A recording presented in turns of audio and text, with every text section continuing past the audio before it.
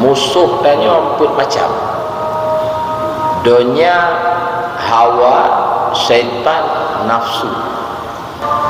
Dunia tu senjata ni adalah bergaul bebas dengan manusia, bertemu dengan manusia, anak-anak perlu bergaul saja urusannya.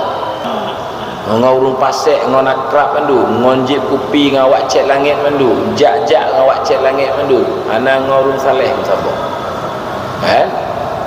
Penjara dia adalah khalwat, menyendiri. Yang kedua hawa, keinginan-keinginan. Senjata ji pegah habar tu.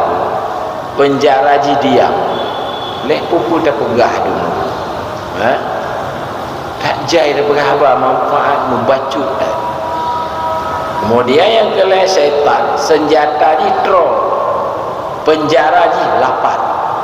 Tak kurung ji ngon lapar tu syaitan. Yang keempat nafsu, senjata ji tengah, sedangkan penjara ji begadang.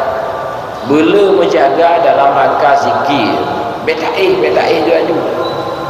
Itu maksud. Ya. Dia tengah. Tanya nak akan mengadang dari maghrib sampai pukul 12 akan mengadang. Dari maghrib pakai dia je. Pada Isya kata pakai dia tinggi hello. Kan? Pukul 11 kata awak kata pergi DP.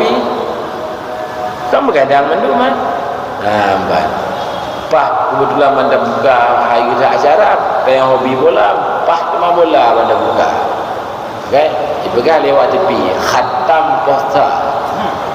Khatam ni dan pura khatam. Tuh. Atuk di puasa. Mana tak jadi awal ni? Kata berapa nak? Buka kopi kau baca. Bola tu telak biu. Kan tu? Dari poh padu kita menggadang. Dari maghrib sampai poh 12 gadang keduanya. Nyok penggadang keduanya. Baca Quran, tak berzikir, tak laki ampun. Singah dah berpahala. Nyaganya jadi kenti ji bela berzikir. Karena syaitan nyala berzikir riweh. Cuma kon mandu bawa berzikir syaitan riweh. Agi tanya le zikir rusak entah ghaflah. Kenapa apa masih keehnan mampu. Maka gepegahlah hikam baik tinggal-tinggal zikir walau watin nama zikir hana khusyuk.